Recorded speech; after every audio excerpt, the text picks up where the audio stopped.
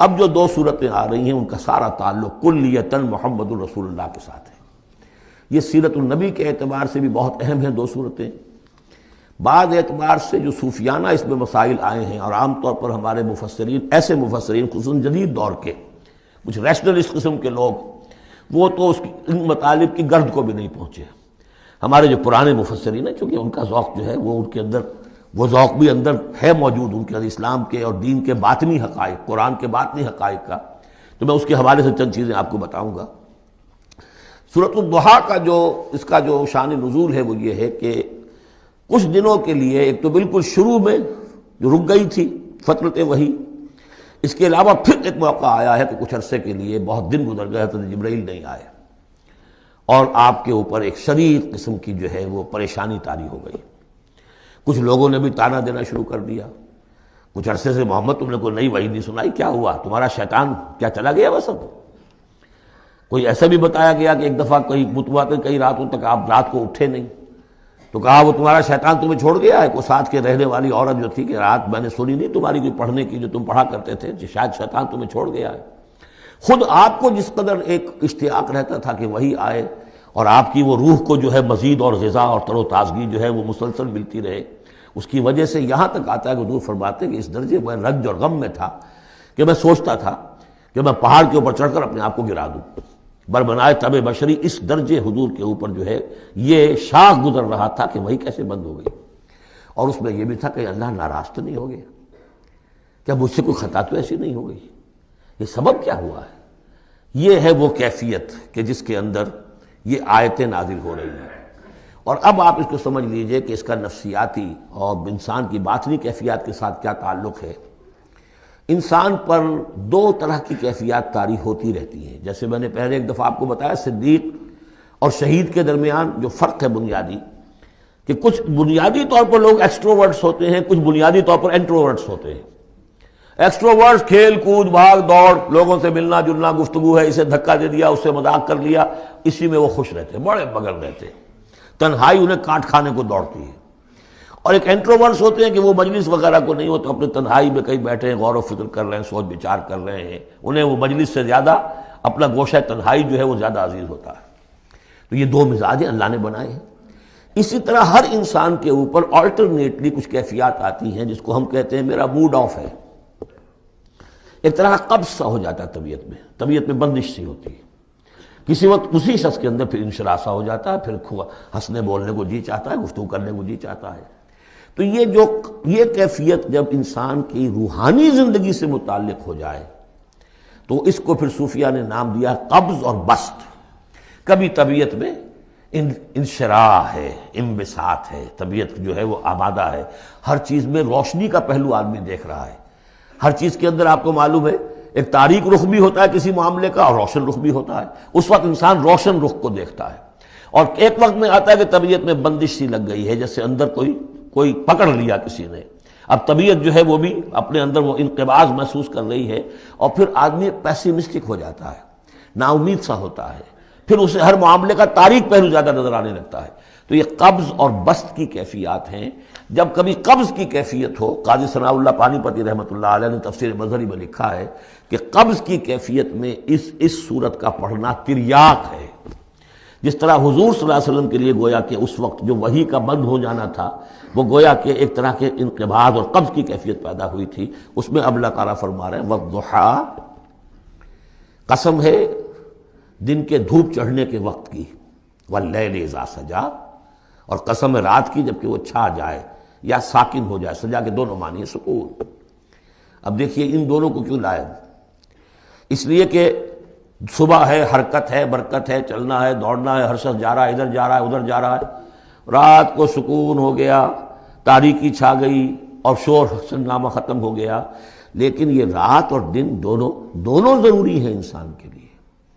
یہاں کا نظام چلانے کے لیے۔ اگر رات ہی رات ہوتی تب بھی یہ دنیا نہ چلتی، اور دن ہی دن ہوتا تب بھی نہ چلتا، تو رات بھی ضروری ہے۔ اسی طریقے سے نفس انسانی کے لیے کبھی کبھی قبض کا وقفہ بھی ضروری ہے۔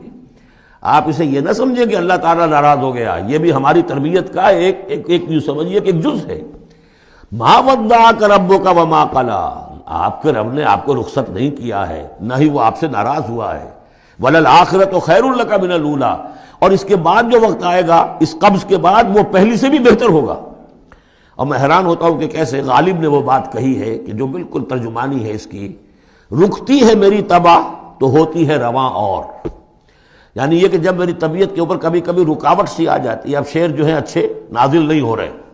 لیکن جب وہ رکاوٹ سے میں نکلتا ہوں، اس قبض سے نکلتا ہوں، رکتی ہے میری طبع تو ہوتی ہے رواں اور، اس لیے کہ اس قبض کے بعد جب مرحلہ آتا ہے انبساط کا اور انشراح کا تو وہ ایک قدم آگے ہوتا ہے، آدمی اس پہلی کیفیت سے ایک درجہ جو ہے اس کا بڑھ چکا ہوتا ہے۔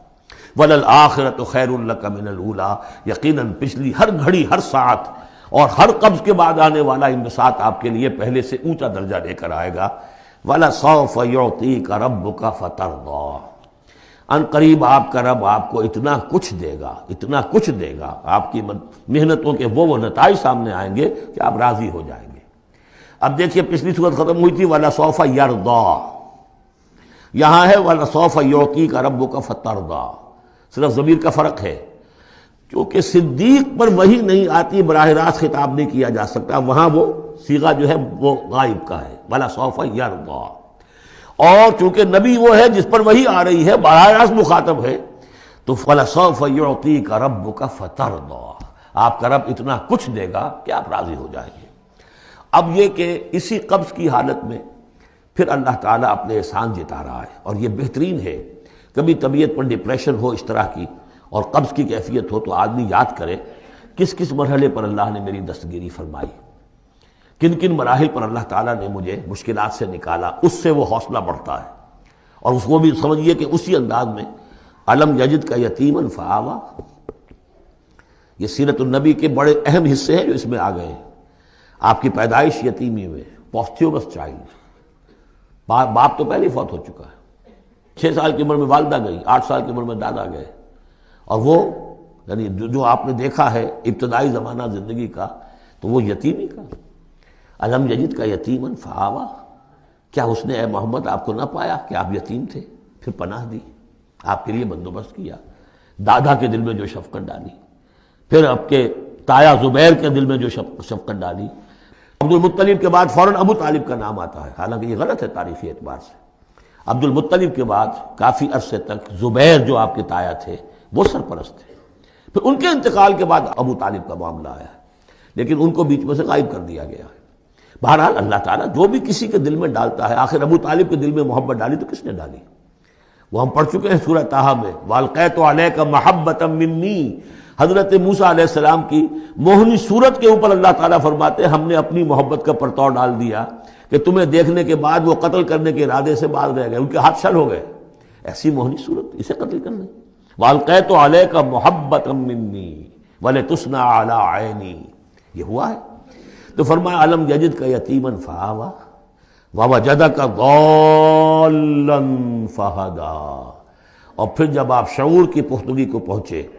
اور غور و فکر کا مرحلہ آیا، حقائق میں انسان کو سوچ بچار کا مرحلہ آیا،